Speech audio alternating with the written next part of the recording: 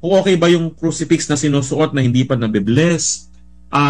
It is advisable when you use sacramentals. When you say sacramentals, yung mga rosaries, crucifix, yung mga santo, mga ganyan, when you use them as a object of devotion, kailangan is ipapabless muna natin bago natin gagamitin, no? Bago natin gagamitin. Yun po yun. Kasi, especially nasa spiritual warfare tayo, no? Kung sinusuot mo yan, lalo na kapag may kaaway na demonyo, nagsusuot ka naman, gumagamit ka ng hindi na bibless, pagtatawanan ka lang yun. So, kaya kailangan, see to it na whatever you use as an object or token of devotion, kailangan ay nabibless. Para din yan sa bahay, di ba? Minsan may mga Katoliko na gumagamit ng insenso sa kanilang bahay, bibili ng insenso sa palengke o kaya sa mga religious bookstore o religious store. Pag uwi sa bahay, magpapabaga ng uling, tapos mag-iinsa-insenso sa bahay nila. Ang tanong, nablessan po ba yung insenso na ginamit ninyo? Ay, hindi po, Father. Basta binili ko lang po ito. Hindi lalayas ang demonyo dyan. Pagtatawanan ka ng demonyo kasi gumagamit ka ng mga bagay-bagay sa spiritual warfare na hindi naman na-bless. No? Kaya kailangan ay ipapabless. Hindi demonyo ang lalayas kung hindi lamok. No? Kung hindi lamok. Lamok ang aalis dyan. No? So, yon. And then, Father Daniel, paano po nagkakaroon ng authority over the places, things, or person para po magkabisa ang prayer? Of course, number one, pag sinabi natin spiritual authority, number one, halimbawa sa person, kapag ang magulang sa anak, no, ang mga parents, you have spiritual authority over your children. Kaya you can pray over your children. Kasi kayo ang magulang, kayong pinagkatiwalaan ng Diyos na tumayong magulang sa inyong mga anak. So you have spiritual authority. So ganun din po ang parish priest, may spiritual authority ang parish priest sa kanyang mga parishioners. And then kung ikaw ay leader ng isang organization, ng isang samahan, no? Because you are the leader, you have authority over your members. If you are a teacher, you also have authority over your students. So you can pray over them kasi you are the second parents, no? In loco parentis, no, ng mga bata. So yun, sa tao ganun, kapag ikaw ay pinagkatiwalaan ng obligasyon ng mga laga sa mga tao na yan, you have spiritual authority. And then sa things, sa mga bagay-bagay, sa mga bagay-bagay na pag-aari mo, you have authority over them because yun ay property mo. Sa lugar, sa bahay mo, since ikaw ang may-ari nung bahay mo, so you have spiritual authority over the place. Kung ikaw ay basta ang may-ari ka ng lugar na ito or ikaw ang head sa lugar na yan, so you have spiritual authority over them. Pero kung hindi naman ikaw ang may-ari nun, halimbawa, bahay ng kaibigan mo, bahay ng kakilala mo, o bahay ng kung sino-sino, you do not have any spiritual authority over that place. So therefore, dalawang klase ng prayers ang pwedeng gamitin. So number one, meron tayong tinatawag na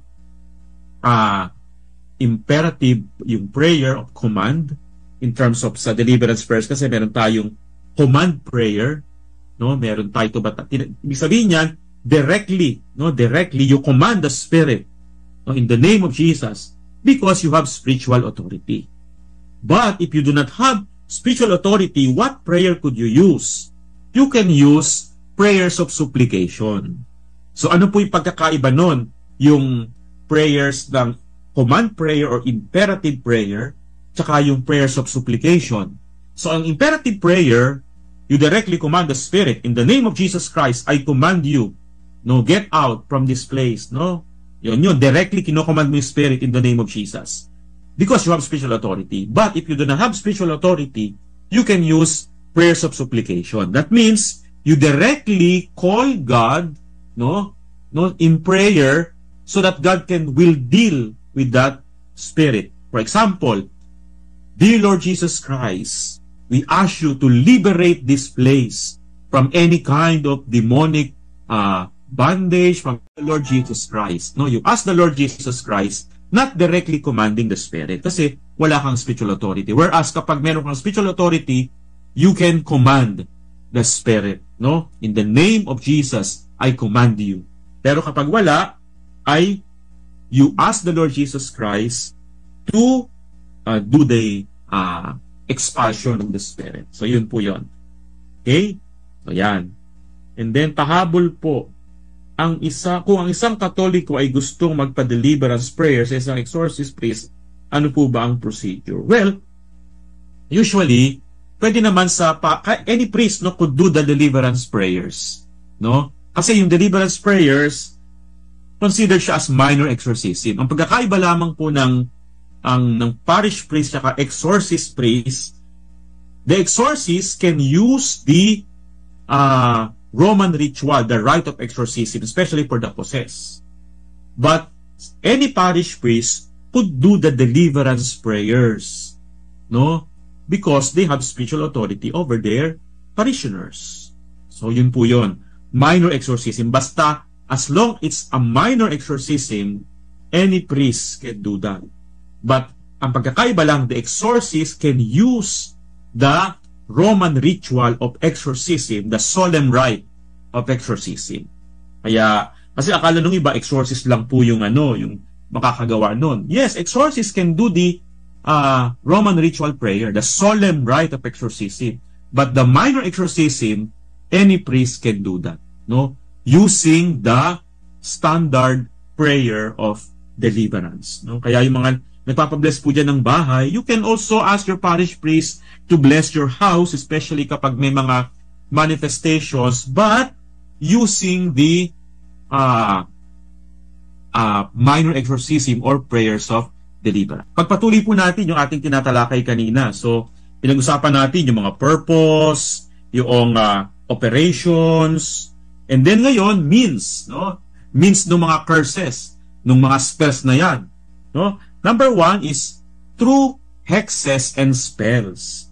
Pag sinabi nating means, ito yung nagiging vehicle to send curse, no? Through hexes and spells. Pag sinabi nating hexes or spells, ito yung tinatawag nating magmamanufacture ka ng mga object out of strange materials na may symbolic value, no, na to tangible sign to do harm. Na example nito, as I said kanina, puppets, meat with pins, bones ng namatay, no? Meron yan sa probinsya, may mga ginagawang anting-anting nga yun, yung mga kinukuha yung buto sa tuhod, no? Ginagawang agimat o anting-anting, no? Blood, toads, no? Ginagamit din yan, yung mga palaka, chickens, and insects. At ito yung mga most commonly used means to achieve evil, no? Yung mga object na yan, no? Yung mga talismans, etc. And then with evil eye, no? With evil eye, yan yung mga sample ng mga hexes or spells through objects. Yan yung nagiging vehicle, no? Para ipadala yung mga curses and spells and hexes. Pangalawa, may evil eye tayong tinatawag, no? Yung evil eye ay example nito ay usog, no, yung mga balis-balis sa Philippine setting. So evil eye sa pamamagitan ng pagtingin, sa pamamagitan ng paghawak, pagtapik. Yan ha. So yung curses na ipapadala through evil eye, tingin, titig, tapik. Yung iba may tinatawag na mga palipad hangin, yung mga ganyan. No, yung causing headache. So, yun, no? Ang tawag natin is evil eye. Mamaya, pag-usapan natin yan. Or pwede rin, ayan, tingin. Or with the telephone. So, whether in silence, word, breath, or something else, pwede rin pala magpadala ng curses or hexes or spells through telephone. No? Kaya iingat din tayo. So, evil eye. So, pag sinabi nating evil eye, it is a human look, no, believed to cause harm to someone or something.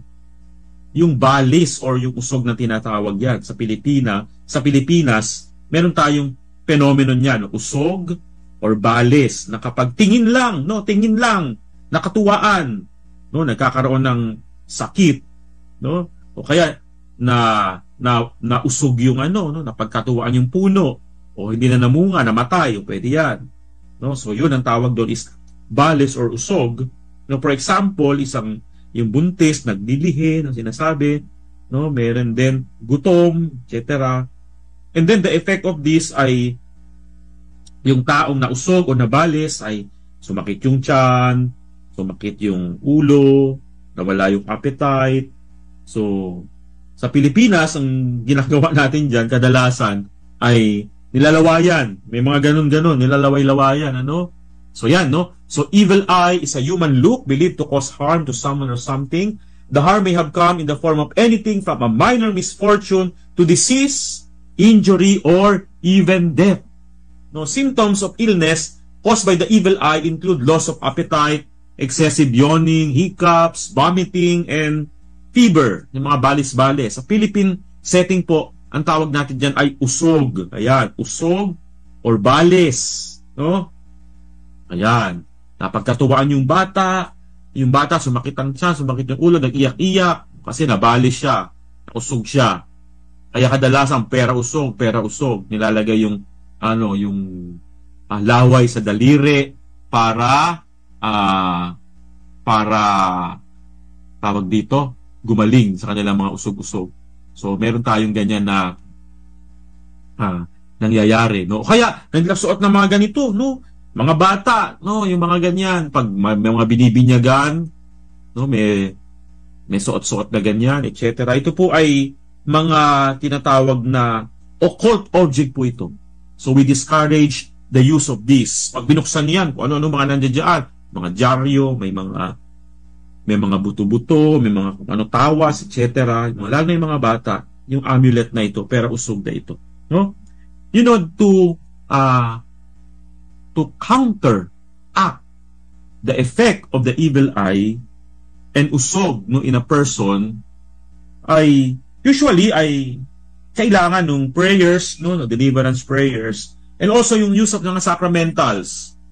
So instead of using yung mga red na object na yung sinusuot ng mga bata, use Saint Benedict's medal instead.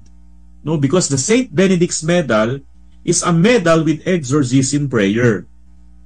Alam po niyo yung St. Benedict's medal, no? Yung may mga letter, may cross, tapos may image si St. Benedict, may mga letters. Yun po ay exorcism prayer. So, kung meron kayong St. Benedict's medal, see to it na napablesan siya using the prayer of exorcism and prayer of blessing sa medal ni St. Benedict. Hindi lang basta-basta yan, babas-basa ng pari na kung ano-anong words ang ginagamit, sapagkat meron talagang specific exorcism prayer and prayer of blessing para sa medal ni Saint Benedict. Kaya yun yung isa sa mga ginagamit nating sacramental. Hindi po ito agimat, hindi po ito pangontra, hindi po ito anting-anting, kundi ito'y sacramental na kung saan ito ay instrumento for us to receive, no? To prepare ourselves to receive God's graces. So, yun. And then, how do we protect ourselves from curses? Ito na. So, how to protect ourselves from those curses? Yung binanggit ko kanina, lahat ng yan, no? How to protect ourselves. Number 1, protection on the level of our soul. Ano daw yan? In this case, kailangan natin to be in the state of grace. No? Kasi kapag ang tao ay nasa state of sin, madaling kapitan. Kasi sa spiritual warfare, negative attracts negative. Kapag ang tao maraming negative, pag sinabing negative, kasalanan, na hindi na ikukumpisal, mga galit, pinanakit, sama ng loob, yung mga heart's baggages, kapag maraming laman ang puso ng tao na ganyan, so ibig sabihin, maaari siyang lapitan. Kaya we need to have that protection on the level of our soul. Kaya napaka-importante, we are living in the state of grace, not in the state of sin. Kapag tayo nagkakasala, so ibig sabihin, tayo ay nasa state of sin. That is why we need to be restored to be in the state of grace sa pamamagitan ng sakramento ng kumpisal. No, napaka-importante po mga kapanalig ang sakramento ng kumpisal.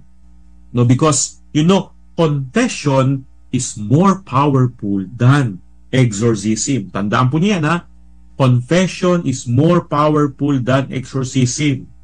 Kung sa exorcism binubugaw niya yung demonyo, sa confession tinatanggal niya yung kinakapitan ng demonyo. Kung wala nakakapitan ng demonyo, hindi siya makakakapit sa tao. Kung exorcism lang, bubugawin lang niya ang demonyo, pero kung nandiyan pa rin sa iyo kinakapitan niya, babalik at babalik lang sila.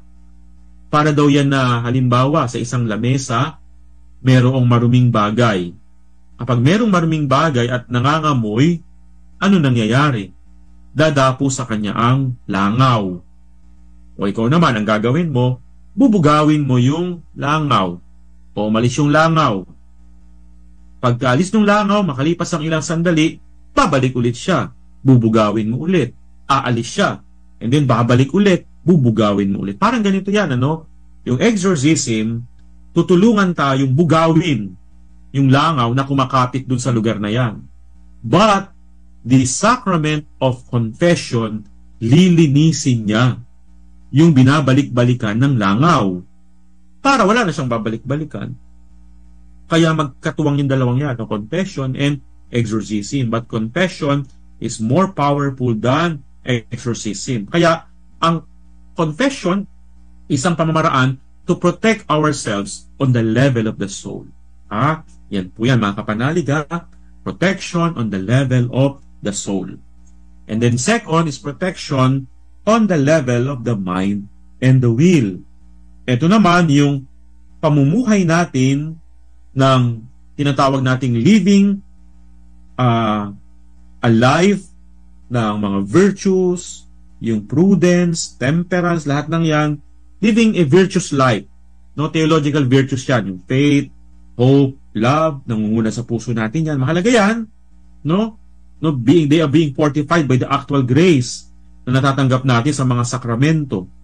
Kaya, yung protection natin will be on the level of the soul, and the level of the mind, and the level of the will. O yan. Treating demonic oppression and obsession. Pag-usapan muna natin, paano ba ang isang tao ay nahuhulog, nagiging biktima ng kaaway, ng demonyo? Paano ba siya nahuhulog? Then, una ay, alam naman po natin ang ordinaryong activity ng demonyo ay tukso. And then, pag sinabi natin extraordinary activity, meron tayong tinatawag na possession, yung pagsanib, na kung saan ang demonyo sumasapi sa katawan ng tao. Ito yung pangalawa, yung patatalakayin natin, yung demonic obsession o pambubuyo, na kung saan ang demonyo ay inaatake niya yung isip ng tao, na kung saan ginagambala niya yung pag-iisip ng tao, maraming mga pumapasok sa kaisipan ng tao. And then pangatlo, yung tinatawag natin demonic oppression or paniniil. O pwedeng physical, o pwedeng sa mga ugnayan, o pwedeng sa aspetong pinansyal, ikabubuhay, maging sa kaligayahan, kagalakan sa buhay. At meron tayong tinatawag na infestation o pamumugad, o pwedeng sa bahay, sa lugar, sa hayop o sa mga bagay. At kanina nga, sabi natin, paano bang isang tao nahuhulog sa kamay ng demonyo? Pues tandaan po natin, walang nangyayari na walang pahintulot ang Diyos. Alam po natin yan, base sa karanasan ng mga santo at mga banal, maging sa mga tauhan sa Biblia, kay Job, siya ay na-oppress ng demonyo, pero with God's permission. So, yun yung ating panghahawakan. Pangalawa, ito, kapag merong presensya ng tinatawag nating moral and spiritual opening sa buhay ng tao, o pwede yan yung pamumuhay ng makasalanan, yung sinful lifestyle, o pwede rin na ang tao ay merong involvement sa occult or sa mga New Age practices. Kasama na din dyan kung meron ka mga ancestors na nagpa-practice o kabilang sa mga occult people and occult persons, occult groups. So yan. And then kapag ang tao mayroong karanasan ng trauma or abuses sa kanyang pagkabata, maraming mga pang-aabusong naganap sa kanya, so nag-iwan ito ng mga negatibo sa kanyang puso, sa kanyang emotion, sa kanyang kalooban na nagiging paraan ng kaaway para siya ay humapit. And then kapag ang tao maraming mga hindi pagpapatawad sa kanyang puso, no, unforgiveness, because yan yung tinatawag nating backdoor ng demonyo, ng kaaway, no, sa buhay ng tao. And now, paano nga ba natin i-handle itong mga kaso natin ng demonic obsession and oppression? Pag sinabing obsession, pambubuyo, ginagambala ang isip, and then oppression ay merong physical na pag-atake ang kaaway. So demonic obsession, pag sinabi natin obsession, ito yung intense, sudden, persistent, ongoing, and uncontrollable attack on the mind of the person. Parang hindi ka makawala, may gumagambala sa iyong isip, no? May mga random and obsessive thoughts that, though often absurd, are so intense that the victim is unable to free himself. Parang hindi ka makawala, no? Parang kang nakakulong. No, may mga taong ganyan, parang kinukulong yung kanilang isip ng demonyo, no, hostage, no, to the devil, ang tawag natin diyan. May mga visual and auditory hallucinations, may nakikita, may nadidinig, nararanasan niya na hindi naman nakikita at hindi naman nadidinig ng iba. At according to Father Francesco Bamonte, siya po isang exorcist ng Diocese of Rome, no, sabi niya, characteristics niyang obsession is thoughts and impulses that urge people to harm others, manakit, no, yung kaisipan na manakit ng kapwa. O kaya, make people think that only a pact with Satan can get them out of their troubles or bring them success. Yung pagkakaroon ng ugnayan, pagkakaroon ng tinatawag nating kasunduan, no, sa kaaway ay magbibigay sa kanila ng tagumpay sa kanilang buhay, kayamanan, at makapagpapalaya sa kanila sa anumang kanilang dinadanas sa buhay. Yun, they are thinking of that. And then, thoughts to profane the Eucharist. May mga taong ganyan, no, yung pambabastos sa Eucharistia. And then, ito rin, no, bahagi ng demonic obsession, ginulo ng demonyo ang isip ng tao, and in the end, nag-commit ng suicide, nagpakamatay. Kasi parang may bumubulong, no, magpakamatay ka, kitilin mo yung buhay. So, gawa yan ng kaaway. And then also, ay ginagambala din ang pagtulog ng tao. May mga panaginip, may mga bangungot na nagiging dahilan bakit hindi nagkakaroon ng maayos na tulog ang tao, nagbibigay ng takot, nagbibigay ng pangamba sa kanyang buhay, no? So yan, no, parang may dumadagan, so bahagi din yan. Or included here is the compulsive nature of habitual sin. Ibig sabihin po niyan, meron kang kasalanan na gusto mo nang iwanan, gusto mo nang iwasan, pero ang hirap mong bitiwan. No, gusto mo nang makalaya sa kasalanan na ito, pero napakahirap. No, sa mga oras na lalakad ka na pasulong, parang may humihila sa pababa, no? So yun. That's the habitual, yung compulsive nature of habitual sin. Someone or something is pulling you down para hindi ka lumago at hindi ka magtagumpay sa kagustuhan mo na makalaya sa kasalanan. Yun yung demonic obsession. Now, when we say demonic oppression, so ito naman yung pwedeng in a form of external physical attack. May physical silang pag-atake.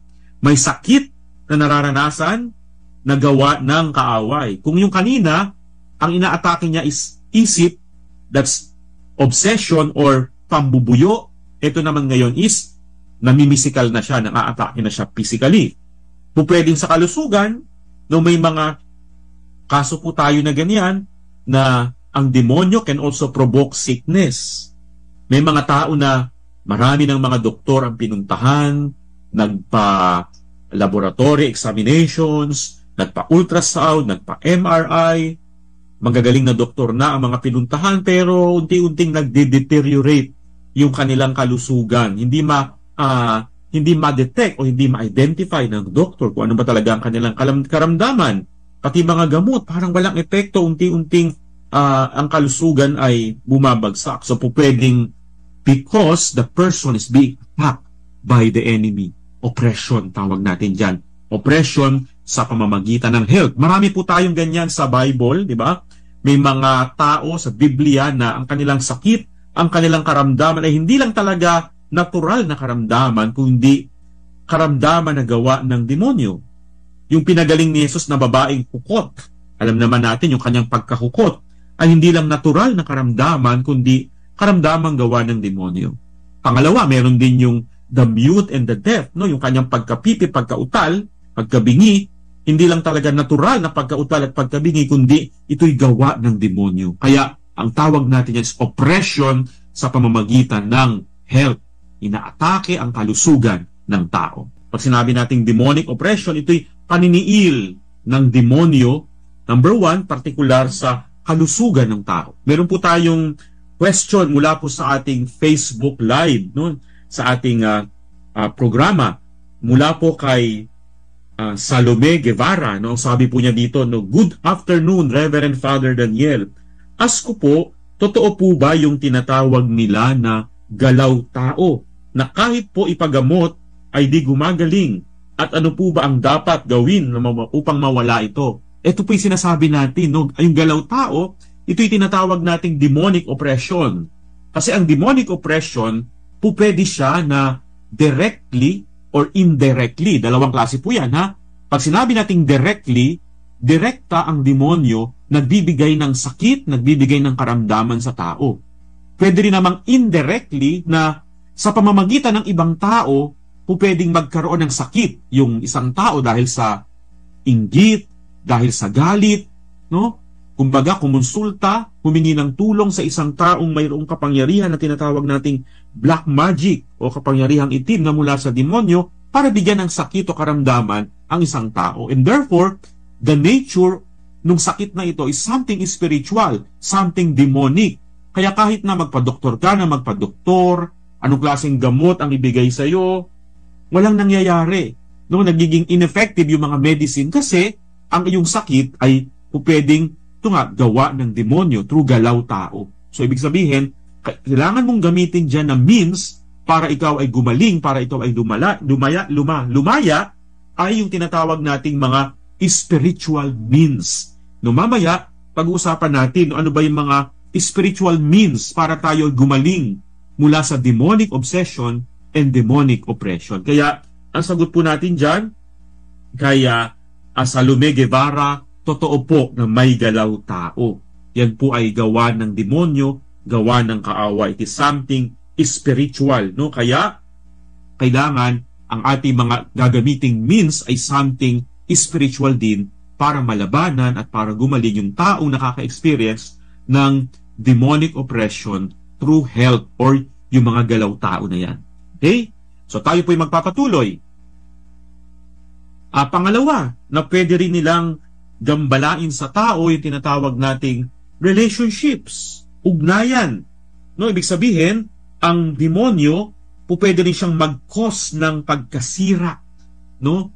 Pagkasira ng ugnayan sa pamilya, sa mga mag-asawa, no? Lalo na 'yan. Lalo na ngayon, no? Ang gusto ng demonyo sirain ang pamilya, no? Sirain ang sa pamamagitan ng pagsira sa ugnayan ng mag-asawa. Kaya gagawin ng demonyong lahat para masira ang pamilya. Kaya napaka-importante na pangalagaan ang sakramento ng kasal.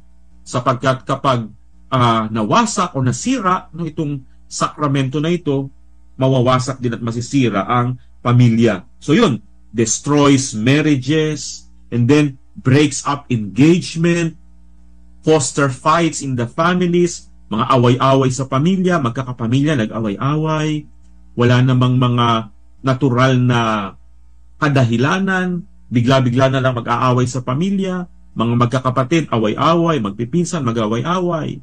No, pinahihina nito at pinawasak yung pakikipagkaibigan, no? Yung friendships, ending in the desire for isolation. Kaya, gugustuhin mo na lang na mapag-isa ka na lang. Kasi yan ang talagang gawain ng demonyo, is ihiwalay ang tao sa kanyang kapwa sa pamamagitan ng kaya pag-aawayin kayo, no, it will sow division. Kaya nga ang tawag sa demonyo ay diablo, diba? Pag sinabi nating diablo means to divide and to separate.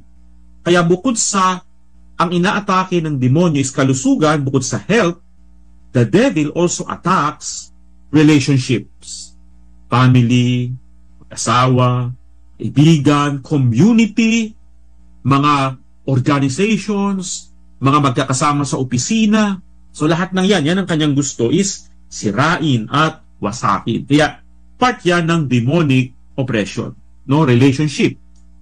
Pangatlo, business.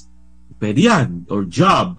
Yung iyong financial stability, no? Pwede ring gambalain ng demonyo yung kabuhayan ng tao, no? It includes impossibility to find work. Hindi ka makahanap ng trabaho, apply ka ng apply, dahil mo nang pinag-applyan, so wala lang, parang walang nangyayari, no? Or when it seems that a job offer is certain, no, kumbaga parang inaasahan mo na ito, makukuha ka na dito, and then eventually wala din, bumagsak din, no? And then yung mga wealthy suddenly forced into poverty, business started to fail, bumabagsak yung negosyo, bumabagsak yung business, yung employee nawawalan ng trabaho, at laging walang kadahilanan. So walang explanation.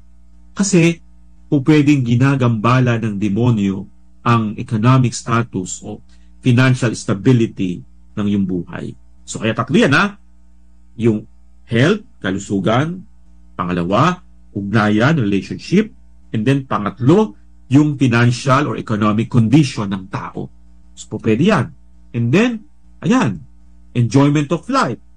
Hindi mo na ma-enjoy yung buhay. Parang walang galak, no? Kung gusto mo na lang, lagi ka na lang malungkot sa buhay.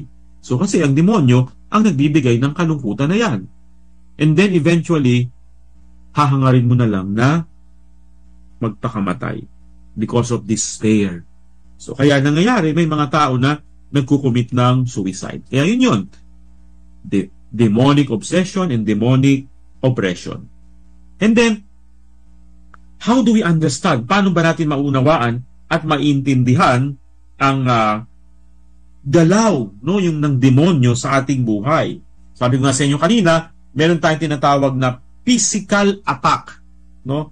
Pag sinabi nating physical attack, direct, no? Direkta coming from the devil, direkta coming from the enemy. Inaatake ka, nagkakaroon ka ng sickness, ayan, no? Sakit o karamdaman, gawa ng tinatawag dating infesting spirits, o pwedeng sa bahay, sa puno, sa nature, o tinatawag nating elemental spirits, laman lupa, engkanto, na matanda ka, na engkanto ka kasi naapakan mo, naihian mo, nasira mo yung bahay nila, etc. So yan po yan. Ang tawag natin is direct physical attack dahil nakagawa ka ng nasaktan mo sila o kung ano man yan, nagambala mo sila, bibigyan ka ng sakit o karamdaman, mamamaga ang paa, lalagnatin, no, namamaga yung ganito, masakit ang ulo.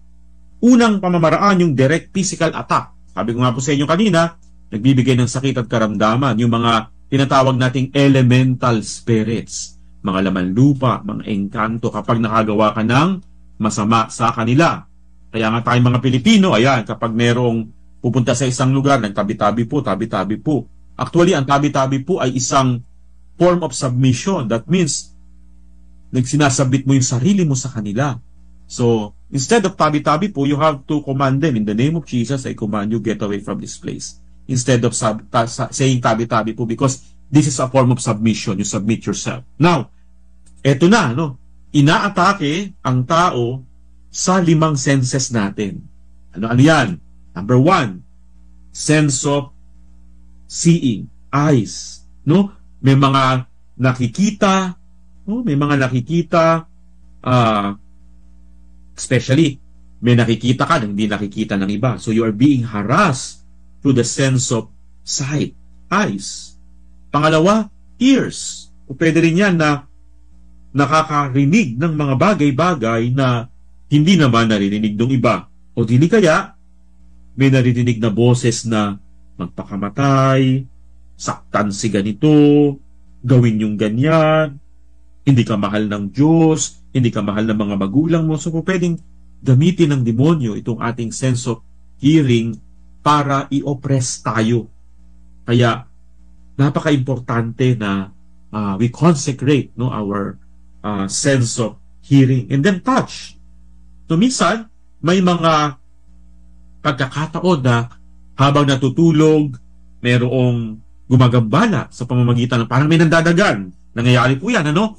May humahawak sa kamay, may humahawak sa paa, merong parang dinadaganan ka, merong parang nire-rape, no? Meron po tayong mga cases po na ganyan, ano, yung sexual harassment during time ng sleeping po nila, no? Ay nakuhubaran, no, nilililis yung suot na damit, no? And then parang may pumapatong sa kanila. So we call that yung phenomena ng incubus at succubus, no? Yung sexual harassment coming from the incubus and succubus spirits, no? So yun, touch. O kaya meron namang paggising, may parang mga pasak-pasak, no? May mga ganyan. No, that's also part of touch. No? And then smell. Especially nangyayari ito sa isang infested na lugar, no? Nagkakaroon ng mga foul odors, no, sulfuric odor, na kahit anong gawin mo, no, lagyan mo na ng mga pabango, Glade, lahat ng yan, parang hindi mawala-wala, no? So pwede yan. O kaya next is yung taste. No? Pwede rin naman yan. Yung pagkain nagiging unpalatable para do sa taste buds ng tao. No, of course, gagamiting paraan niya ng demonyo para hindi ka makakain ng maayos. Not because merong COVID, kung hindi nais na pababain ang iyong kalusugan, no, pahinain ng kalusugan ng tao kapag hindi kumakain. So yun yung sa iba't ibang senses, no, attacks on different senses ng tao. Eyes, ears, touch, smell, and taste. And then also, pwede rin yung harassment sa iba't ibang area sa buhay ng tao. No, number one, pwede rin sa tinatawag nating emotions. No? Pag sinabi nating emotions, nagkakaroon ka ng parang mga uncaused depression, anger, fear, may bigla ka na lang matatakot, kinakabahan, nagagalit, because evil spirits can also trigger emotions. Nakakapag-trigger sila ng emotion para magalit ka, para sumama ang loob mo, para matakot ka, and then in the end, depression. No? So yun. And then pangalawa, aside from emotions, imagination. Yung ating imagination, nagkakaroon ka ng, halimbawa, during time of prayer, pwede yan, nagkakaroon ng mga immodest image, mga sexual and blasphemous images, bigla na lamang nagpa-pop up, no, sa iyong isip. No, ginagambala ka dyan, o pwede yan, nagpapasok ang demonyo ng mga images, no, sa isip ng tao. And then sleep. Ayan. Pag sinabi nating sleep naman, ito yung mga nightmares, mga dreams. No, common theme yan sa demonic tinatawag nating harassment. No, yung mga blood, violence, including end of the world scenarios, etc. Parang may kumukuha sa iyo. So yan, sa sleep yan. And even memory, no, pwede nilang i-harass yung ating memory. Sa paanong paraan? Kapag merong masyadong pag-alala sa mga past hurts and traumatic experiences na nagdudulot ng depression sa tao. Kaya we cannot move forward, we cannot move on kasi parang may humihila sa iyo. Gusto mo nang makalaya, gusto mo nang makawala sa mga mapapait na karanasan na ito, sa mga alaala ng mga lumipas na mga negatibo. Ang kaaway is pilit na ibinabalik sa iyong kaisipan, ibinabalik sa iyong memorya, no? Yung mga negatibong mga bagay-bagay na ito. Kaya ikaw naman, ano ang magiging dulot nito sa iyo? Hatred, unforgiveness. No, itong dalawang to ha, yung hatred and unforgiveness are two of the most powerful forces, no, that keep demons attached to the person. Remember that. No? Tandaan po ninyo ito, mga kapanalig, ha? Dalawang powerful forces sa emotions ng tao na nag-a-attach ang demonyo. No? Hatred and unforgiveness. Ayan yan, ha? Dalawang powerful forces that keep demons attached to the person. Kapag marami kang galit, no? Marami kang hindi pagpapatawad sa iyong puso, no? Yan yung kinakapitan ng demonyo. Sabi nga natin kanina, ito yung mga spiritual openings ng tao. No? And then, aside from memory, pwede rin sa spiritual, kasi the devil can also cause dryness in prayer, no? And spiritual desolation, as well as spiritual decline. May mga tao na bigla na lang babagsak yung kanilang spiritual na buhay. Dati-dati, nagsisimba, nagdadasal, nagro-rosaryo, nagkamukat-mukat, ayaw nang magsimba, ayaw nang pumasok sa simbahan, ayaw nang magdasal, ayaw nang magrosaryo. No, galit na pag niyayaya mong magsimba. Tapos kung ikaw naman ang kapamilya niya, pag nagsisimba ka, nagagalit sa'yo, pinaparatangan ka, o nagpabibitaw ng mga masakit na salita, po pwede yan. No? The devil can cause that. No? Kaya, spiritual aspect, spiritual component. No? So yun, kailangan nating malaman at matutunan yan sapagkat bahagi iyan ng tinatawag nating demonic oppression. Kaya, sabi ko nga sa inyo kanina, ang topic natin ngayon is how to treat demonic obsession and oppression. Paano ba ang tao makakalaya sa tinatawag nating pambubuyo ng demonyo, demonic obsession, paggambala sa isip ng tao ng demonyo, at demonic oppression, paniniil ng demonyo sa pamamagitan ng health, relationship, economic condition, enjoyment of life. So yun. Now, remember that curse is a form of demonic oppression. Sumpa, hulam, bahagi din yan, spells and curses. Very generic po yan, yung curse na yan. Pag sinabi nating curse, ang ibig sabihin po niya na curse ay harming others through demonic intervention. Pananakit, paniniil, pagbibigay ng karamdaman, sakit sa ibang tao sa pamamagitan ng tulong ng demonyo. So, pwede yan. Ang kadalasan, itong mga sumpa na ito, mga kulam na ito, etc., ay because of the reason of hatred, dahil galit, dahil naiinggit, or you would like to take revenge. Kaya, through a spell, merong curse or spell, ay na-conjure ng spirit sa pamamagitan ng occult practitioners. So, para makapanakit ka ng kapwa, so ano ang vehicle? Ayan, curses or spells. So, yan ang nagiging vehicle para manakit ng kapwa.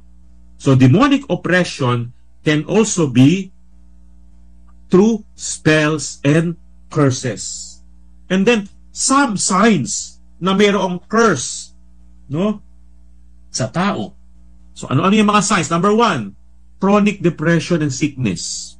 Laging-lagi nagkakasakit.